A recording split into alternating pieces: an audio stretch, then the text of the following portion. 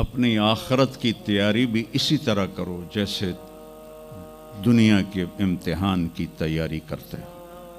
آپ نے حضرت علی کا ہاتھ پکڑا اور یوں اپنے سینے سے لگا لیا اور فرمایا اترضی ان یکون منزلک مقابل منزلی، علی تو جو مبارک ہو، جنت میں تیرا گھر میرے گھر کے سامنے ہے۔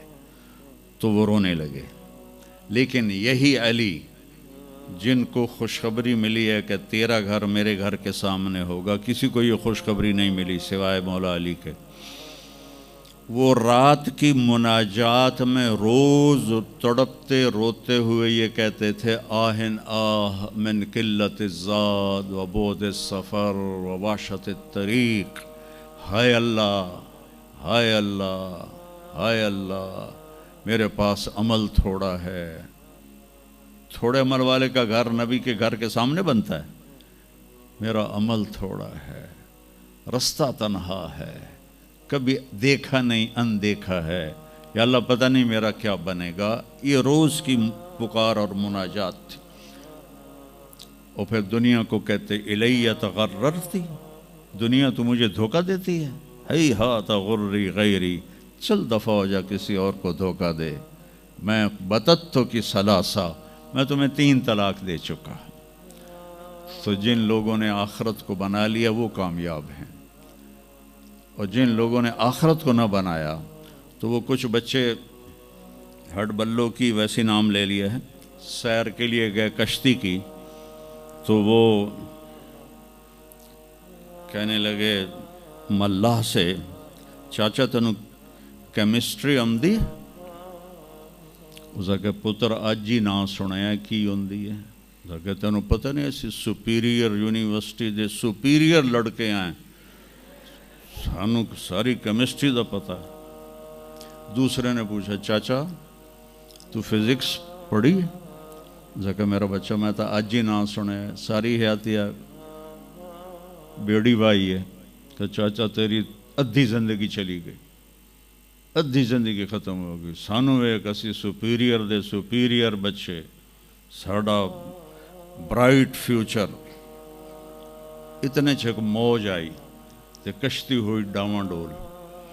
اس کہ پترو ترنا سکھیا ہی نے،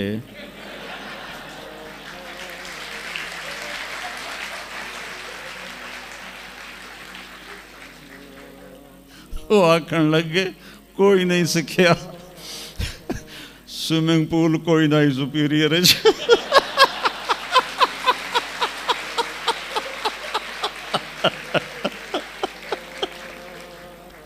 تو وہ ملا کہنے لگا پترو میری تا ادھی گئی تو تہاڈی ساری گئی۔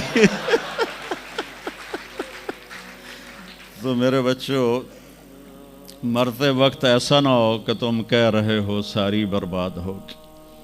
اپنی زندگی، اپنے نبی کی زندگی پڑھو۔ چند تو فرائض ہیں جو میں نے ابھی پہلے گنائے ہیں، اس کے علاوہ سچ انسان کو عزت دیتا ہے، دیانتداری انسان کو عزت دیتی ہے، رزق حلال انسان کو بلند مقام باوقار بناتا ہے، اور اچھے اخلاق فرشتوں سے بھی اوپر اس کو لے جاتے ہیں۔ آپ نے فرمایا جس کے اخلاق اچھے ہوں گے میں جنت الفردوس میں گھر لے کر دوں گا۔ تو نماز کی عادت ڈالو۔ کچھ بچے جی نہیں پڑھی جاندی، کوئی دن میں کوئی ایک نماز ضرور پڑھو، جمعہ پڑھو، ایک نماز ضرور، پھر وہ 2 ہو جائیں گی، پھر وہ 3 ہو جائیں گی، پھر وہ 4 ہو جائیں گی، پھر وہ 5 ہو جائیں گی۔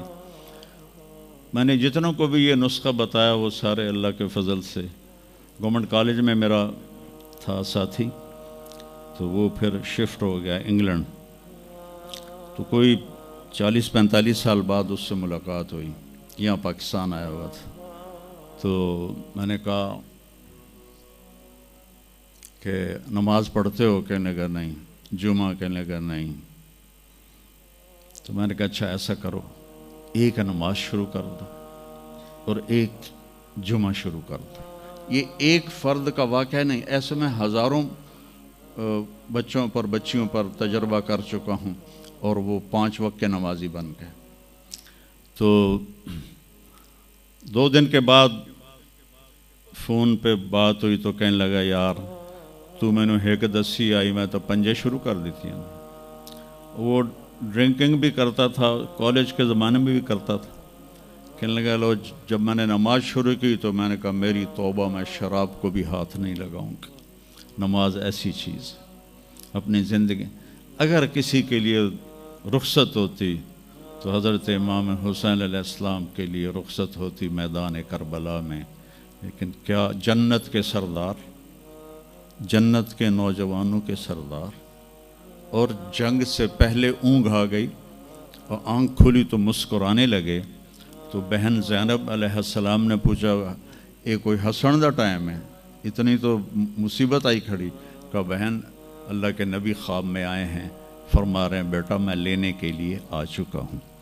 تو اب یہ نماز نہ پڑھتے تو ٹھیک تھا, اتنا تو قتل و غارت چل رہا تھا. لیکن جو ہی ایسے سورج ڈھلا تو آپ نے زہیر تھے آپ کے رائٹ سائڈ پر جھنڈا اٹھانے والے, اور لیفٹ پر تھے حبیب, اور درمیان میں تھے عباس اپنے بھائی. تو آپ نے زہیر کو بلایا, کہا یہ شمر سے کہو تھوڑی دیر رک جاؤ میں نماز پڑھ لوں. تو زہیر نے شمر سے کہا, تو شمر نے کہا ہم جنگ نہیں روکیں گے, ہم سر اڑائیں گے. تو انہوں نے واپس آ کر کہا جی وہ انہوں نے جنگ روکنے سے انکار کر دیا ہے, اللہ کی قسم اب ان کے لیے کھلی اجازت تھی کہ یہ چھوڑ دیں اور سر کٹا دیں.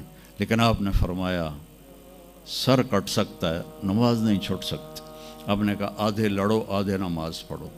تو آدھوں کو جنگ پہ لگایا, آدھوں نے نماز پڑھی.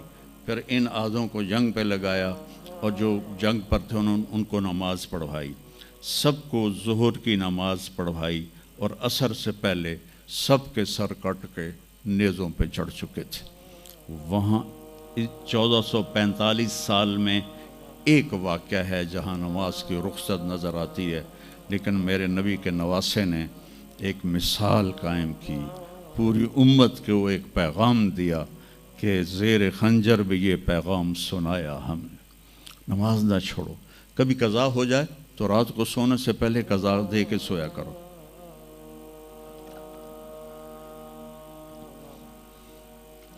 آپس میں کوئی لڑے ہوئے ہو تو کم از کم آج اتنی میری مان کے اٹھنا کہ صلح کر لینا.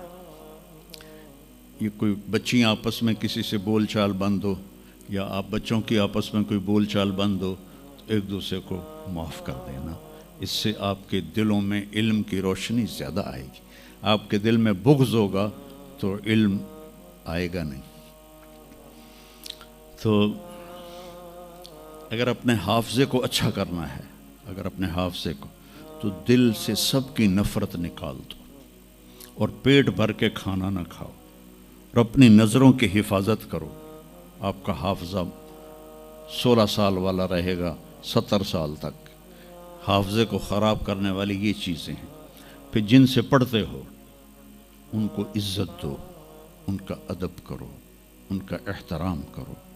باب العلم ہے حضرت مولا علی, کہا میں غلام ہوں اس کا جو مجھے ایک لفظ نہیں ایک حرف, جو مجھے ایک حرف بھی سکھا دے علم کا, میں اس کا غلام ہوں.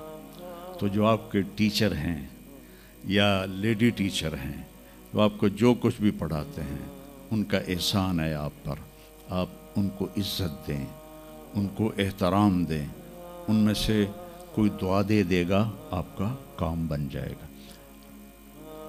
تو میں اسکول میں تو دعائیں لے نہ سکا استادوں کی, لیکن جب میں مدرسے میں داخل ہوا تو میں نے اپنے سارے استادوں کی دعا لی ہوئی ہے, ان کی عزت اور ان کے احترام سے. تو چونکہ آج کل بہت زیادہ آزاد ماحول ہو گیا ہے, تو وہ اپنے ٹیچر کو ایزی لیتے ہیں کہ کوئی ان کی بے عزتی کر دے, کوئی ان کے آگے بگڑ جائے تو اس کو برا نہیں سمجھا جاتا. لیکن بیٹا کتاب ایک ذریعہ ہے, علم آسمان سے آتا ہے, اور اس کے میں ذریعہ استاد ہوتا ہے. اور استادوں کو بھی کہتا ہوں کہ اپنے منصب کا خیال رکھو, اور اپنے پڑھانے کو اپنا فریضہ سمجھ کے ادا کرو. سر سے اتارنے والا کام نہ کرو, اور بھاگا دوڑی والا کام نہ کرو, بلکہ اپنی نسل کو تیار کرو. جس دن ہم اپنا علم یہیں سے حاصل کریں گے, اور باہر یورپ جانے کی بجائے اپنے ملک میں ہمیں اپنا علم ملے گا تو پھر ہماری عزت کا دور شروع ہو جائے گا۔ جب تک ہم علم میں غیروں کے محتاج ہیں تو ہم انہی کے محتاج رہیں گے۔ تو یہ چند ایک باتیں آپ کی خدمت میں ہیں، اور جب آپ کو چھٹیاں ہوں تو تبلیغ میں کچھ وقت ضرور لگائیں، اس سے آپ کو فائدہ ہوگا۔